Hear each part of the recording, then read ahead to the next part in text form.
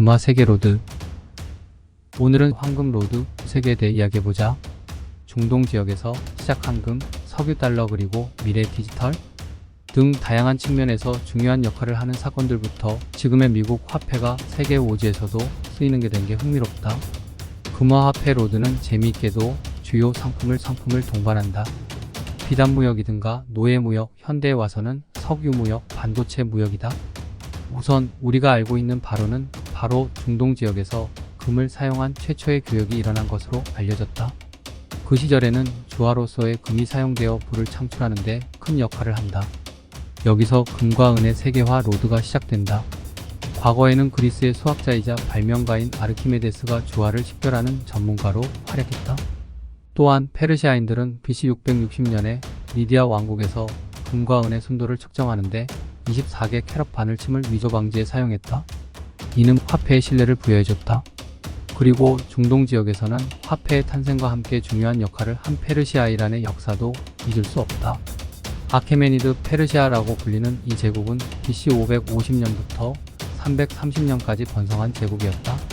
성경의 다니엘이 총리로 있던 시기로서 그의 신앙과 지혜를 발휘하여 기여했고, 당시 도로, 정비와 화폐제의 금화를 주조해서 보강하게 되었다. 특히 키루스 2세 고레스 때 페르시아 제국은 큰 번영을 이루었다. 바로 성경의 느헤미야 이야기도 이스라엘의 재건과 연관이 있다. 키루스 2세는 BC 546년에 리디아를 점령하고 539년에는 바벨론까지 점령하는 등 많은 영토를 확장했다. 그는 유대인 귀향을 허가하고 예루살렘 성을 재건하기 위한 재정적 지원도 아끼지 않았다고 전한다. 또한 중동 지역에서는 유럽과 소아시아의 패권 대립 역사도 흥미로운 이야기 중 하나이다. 파르티아와 페르시아 사산조는 로마 제국의 역사에 가려져 많이 알려지지 않았지만 그들은 로마 비잔틴과 대등한 상대로 서로 맞서 싸웠던 제대로 된 적수였다. 이외에도 중동 지역에서는 바빌론이라는 고대 문명 건설 국가로 유명한 곳이 있었다. 그리고 유다 왕국의 멸망 후 바벨론에서 포로 생활을 했던 지역들도 중동의 역사에 큰 영향을 끼쳤다. 7세기에는 아라비아 반도에서 이슬람 제국의 태동이 있었다. 이슬람 제국은 사막의 3분의 1을 차지하는 아라비아 반도에서 형성되었고 중동의 역사와 문화에 큰 영향을 끼쳤다. 한번 이슬람 세계에 대해 이야기해보자. 이슬람교의 창시자인 무함마드는 메카라는 도시에서 상인으로 활동하고 있었다. 메카는 바위산으로 둘러싸인 황무지였는데 연간 강우량이 160ml 밖에 되지 않으며 여름에는 최고 기온이 40C까지 올라가고 겨울에는 32C까지 내려갔다. 물이 부족하고 땅이 메말라 농사를 짓는 것이 어려워 양과 염소를 키우면서 겨우 살아갈 수 있었다. 그리고 낙타를 이용한 교역이 등장하면서 메카는 번화한 교역 도시로 성장할 수 있었다. 이 도시가 번창한 이유는 사막에 떨어진 검은색 거대 운석인 마나트 때문이었다. 이 운석은 불을 내뿜으면서 메카에 있는 상인들을 끌어들여 번창한 교역을 이룰 수 있도록 했다. 거래를 위한 화폐 로드. 이제 화폐 로드와 관련된 내용을 이야기해보자.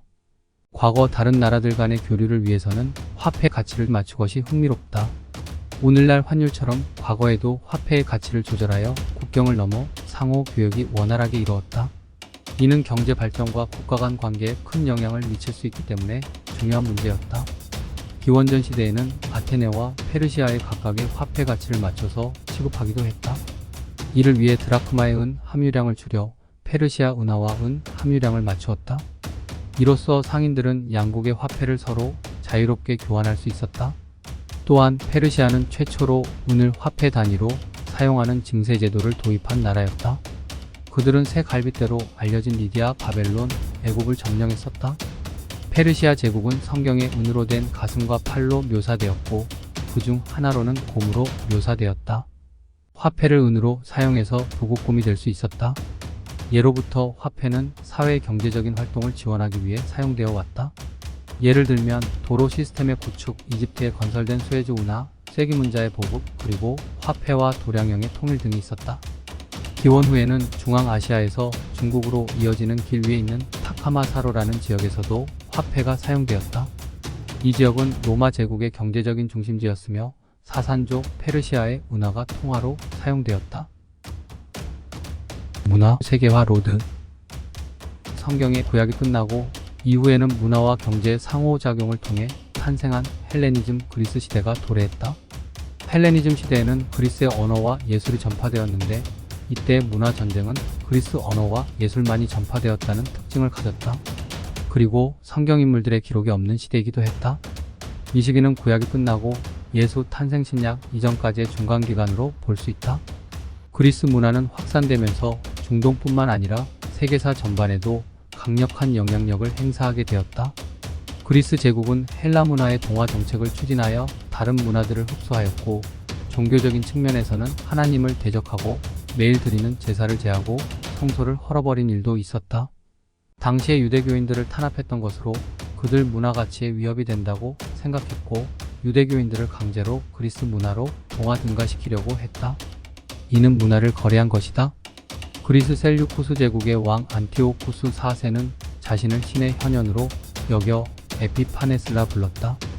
그는 군대를 동원하여 성소를 더럽히고 매일 드리는 제사를 폐지했으며 성전의 제단에 제우스 신상을 세워 사람들로 하여금 숭배하도록 했다.